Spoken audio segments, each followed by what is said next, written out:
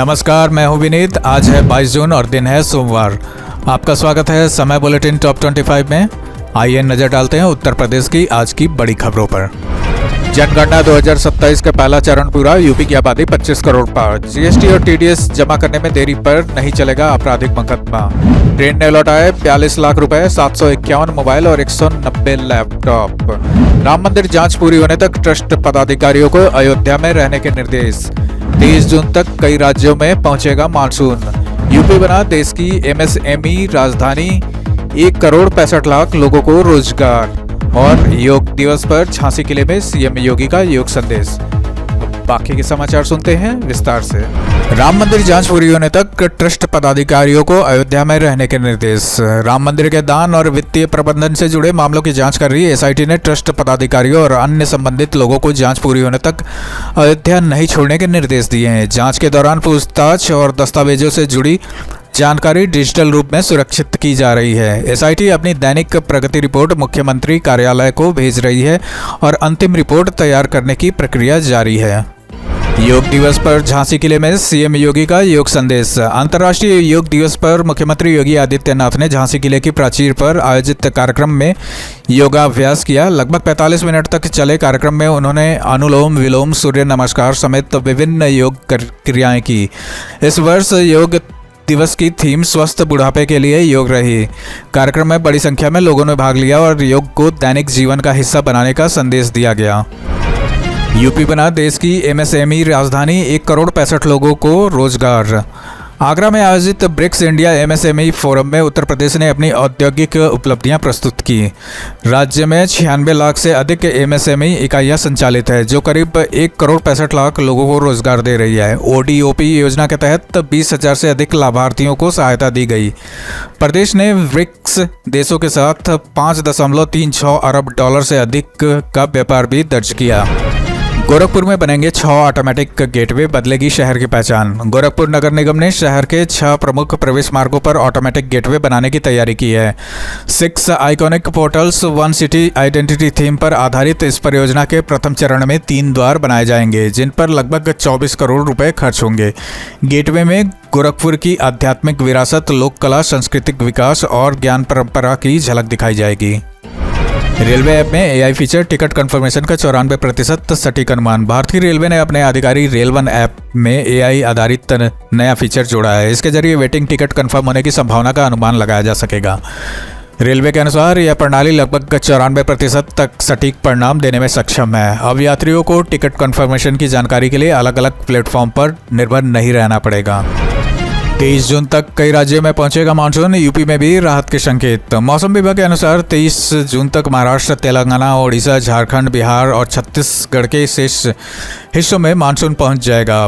पूर्वी उत्तर प्रदेश समेत कई क्षेत्रों में अगले कुछ दिनों तक गर्मी और हीट वेव की स्थिति बनी रह सकती है। मौसम विभाग ने कई राज्यों में तेज आंधी, भारी बारिश और कुछ क्षेत्रों में ओलावृष्टि की भी चेतावनी जारी की है। पाकिस्तानी राष्ट्रपति की टिप्पणी पर वाराणसी के मुस्लिम धर्मगुरु नाराज। वाराणसी की गंज सईदा मस्जिद को लेकर पाकिस्तान के राष्ट्रपति आसिफ अली जरदारी की सोशल मीडिया टिप्पणी पर स्थानीय मुस्लिम धर्मगुरुओं ने आपत्ति जताई है। धर्मगुरुओं ने कहा कि यह भारत का आंतरिक मामला है और इसका समाधान न्यायालय एवं भारतीय कानून के तहत होगा। उन्होंने कहा कि मस्जिद से जुड़ा मामला अदालत में विचाराधीन है और सभी पक्ष न्यायिक प्रक्रिया का सम्मान करेंगे। नए गुंडे भी मिट्टी में मिल जाएंगे, कोतवाल का बयान वायरल। बलिया के रसड़ा थाना क्षेत्र में मुहर्रम को लेकर आयोजित पीस कमेटी की बैठक में एक वीडियो सोशल मीडिया पर वायरल हो गया है। वीडियो में कोतवाल योगेंद्र बहादुर सिंह कहते सुनाई दे रहे हैं कि सारे गुंडे मिट्टी में मिल जाएंगे और जो नए पैदा होंगे वे भी मिट्टी में मिल जाएंगे। बैठक में उन्होंने लोगों से भाईचारे और शांति के साथ त्यौहार मनाने की अपील भी की। जन्म मृत्यु पंजीकरण के नए नियम लागू, 21 दिन में सूचना जरूरी। उत्तर प्रदेश सरकार ने जन्म एवं मृत्यु पंजीकरण नियमावली 2026 लागू कर दी है। नई व्यवस्था के तहत जन्म, मृत्यु या मृत जन्म की सूचना 21 दिनों के भीतर देना अनिवार्य होगा। 21 दिन के बाद पंजीकरण कराने पर निर्धारित विलंब शुल्क देना होगा। 1 वर्ष से अधिक देरी पर एसडीएम, जिला मजिस्ट्रेट या अधिकृत कार्यपालक मजिस्ट्रेट की अनुमति आवश्यक होगी। यूपी नगर निगमों की कमाई 32% बढ़ी, गोरखपुर सबसे आगे। वित्तीय वर्ष 2025-26 में उत्तर प्रदेश के नगर निगमों का कुल राजस्व 4,439 करोड़ रुपए से बढ़कर 5,850 करोड़ रुपए पहुंच गया। यह पिछले वर्ष की तुलना में लगभग 32% की वृद्धि है। राजस्व वृद्धि के मामले में गोरखपुर नगर निगम 109% बढ़ोतरी के साथ प्रदेश में पहले स्थान पर रहा। इसके बाद मथुरा, वृंदावन और वाराणसी का स्थान रहा। राम मंदिर जांच की पहली रिपोर्ट आज सीएम योगी को सौंपेगी एसआईटी। राम मंदिर चढ़ावा मामले की जांच कर रही है एसआईटी 6 दिनों की पड़ताल के बाद अपनी प्रारंभिक रिपोर्ट मुख्यमंत्री योगी आदित्यनाथ को सौंपेगी।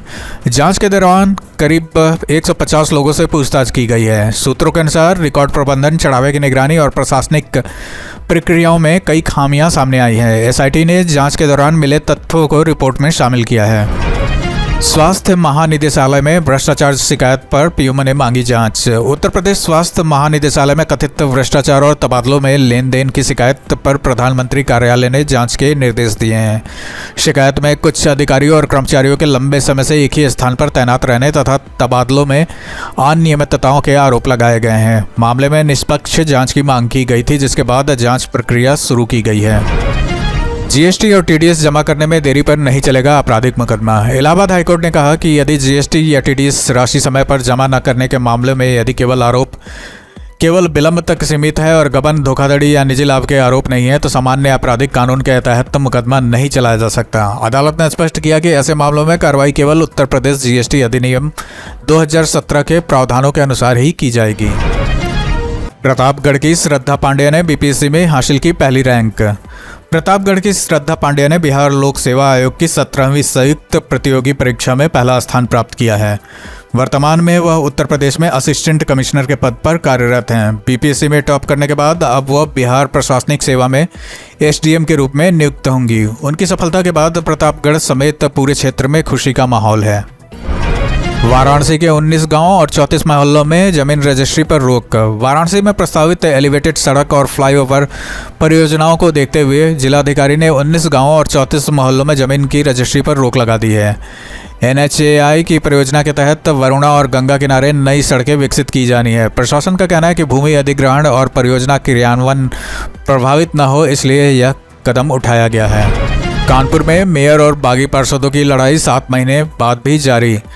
कानपुर में महापौर प्रमिला पांडेय और भाजपा के 6 बागी पार्षदों के बीच विवाद लगातार जारी है। पार्षद पहले ही पार्टी नेतृत्व और वरिष्ठ नेताओं से शिकायत कर चुके हैं। अब उन्होंने मुख्यमंत्री योगी आदित्यनाथ के जनता दरबार में अपनी बात रखने की तैयारी की है। पार्षदों का आरोप है कि उनकी शिकायतों पर अब तक संतोषजनक कार्रवाई नहीं हुई है। 8वें वेतन आयोग पर कर्मचारियों से फीडबैक लेगी टीम।